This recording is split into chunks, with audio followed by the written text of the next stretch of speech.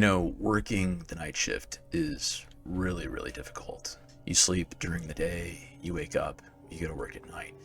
It is incredibly hard to focus sometimes, especially just because of the time of day it is. This is about the time that I worked at a coffee shop. This coffee shop wasn't big, didn't have a lot of people at night. In fact, at night, I was the only person that was there. Most days were uneventful. You don't even think about them. You don't really remember them. But there are the days where you do remember these events. It's kind of weird, just some of the customers that you get in there. And it can be a little unnerving, just being the only one, closing up, locking the door, heading out in your car and heading back home. It's difficult sometimes for you to kind of comprehend what happens at these nighttime hours, but I'll do my best to kind of explain a couple of situations that happened. So there's one night I can remember where kind of a creepy guy came in and started dancing with no shirt on and just, I guess, twerking. I thought at first I was being pranked on this somehow. It turns out the guy just wasn't all there, and in the end I was able to talk to him about the fact that it was cold outside and he should probably put on some clothes if he didn't want to catch a cold, and he probably should go home and put something on. He did leave, and unfortunately I didn't see him again. Don't really know what happened to him, but some incidences like that can kind of freak you out. Do remember this one time, and this is actually the end of my job there. I remember showing up for work and it was late, and we were just doing business as normal, and I go to close up the shop, and as I'm closing up the shop, there's a pitcher on a table in the back corner of the shop.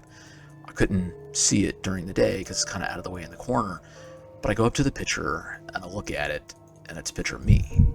I'm freaking out because I'm like, somebody's taking pictures of me, printing them off and leaving them here for me to discover. That's insane. So next day goes by, and there's just one guy that kind of keeps looking at me.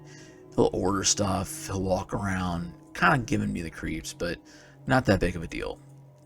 Another day, just right in a row, I go into work, and it's time for me to take out the trash. I gotta take out the trash, and I don't see anything wrong on the way to taking out the trash, but when I come back, there's stuff scattered all over in the back storage area. It freaked me out because everything was fine before I left. So I go clean up all the stuff. I throw the stuff away that need to be thrown away. I put things back where they need to be put away. And at this time, everything's kind of unsettling. I have a nightmare the night before that I'm at work and the lights go off and I'm serving customers and I can't see their faces. And then I go to the back room to kind of put the lights back on, and I can't put the lights on, and then somebody gets me.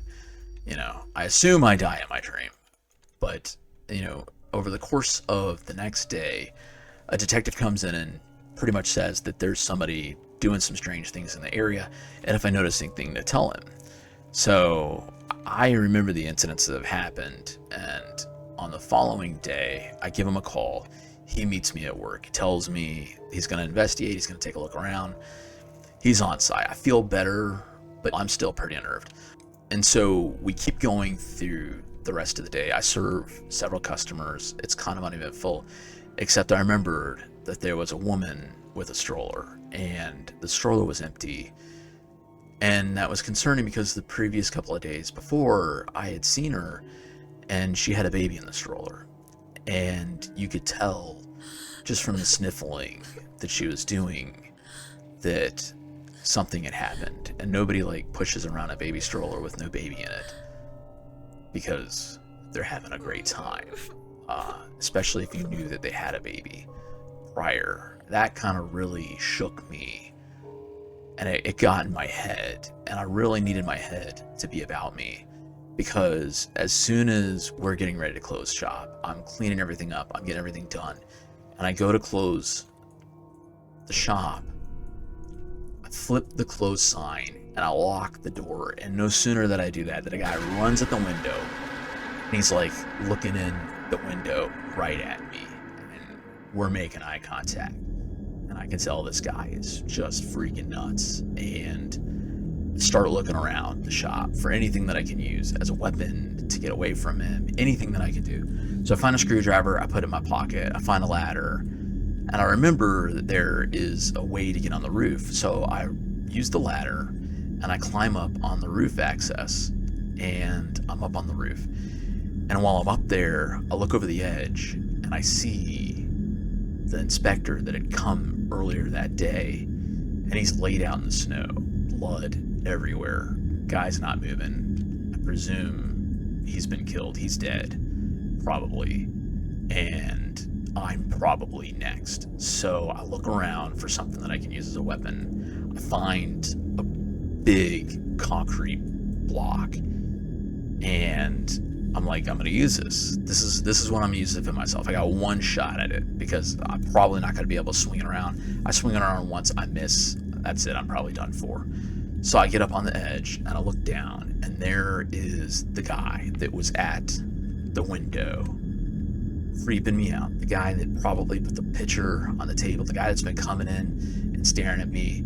The guy that probably got back there and messed in the stock that we had, threw it everywhere. And he's down there with a big pipe in his hand, and he's ready to go. I know that if I leave this building, he's going to kill me. So I take that big concrete block and I throw it right off the edge of the roof, and it hits him, and he's out.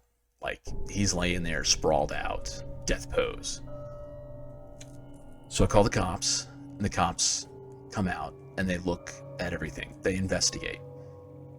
But when the cops get there, the inspector isn't there, and the guy is not there. And it sends chills down my spine. I'm freaking out. And so I go home. I don't have anywhere else to go. I go home. And I'm sitting on the couch, and I'm looking around, and I realize I don't have my phone with me. But I have taken it out, and I put it in the locker at work. And when I'm just sitting there thinking about where my phone is, I hear a ringing, like the ringing from my phone. I hear it outside. So I go to the window, and I listen, and I can hear it. And I open the window, and I can hear it more. And I look down, and my phone is in the parking area.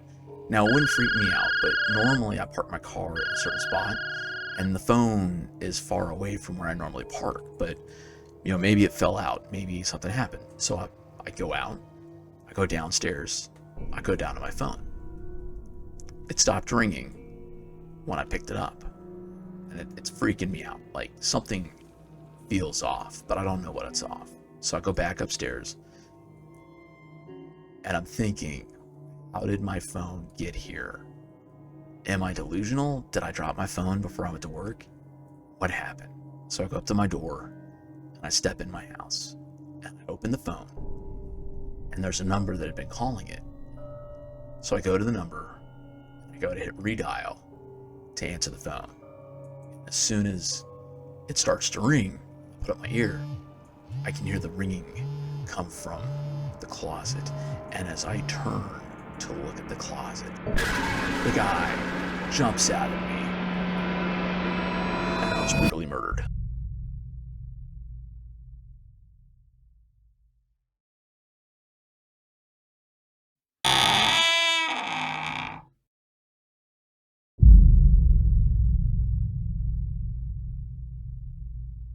Clearly, that was all part of the plot of The Closing Shift, which is a game that's available on Steam. And if you liked what I said and you thought it was great, please do me a favor and comment down below. And if you have creepy stories from when you were working or things that happened to you, please feel free to share it in the comment section below.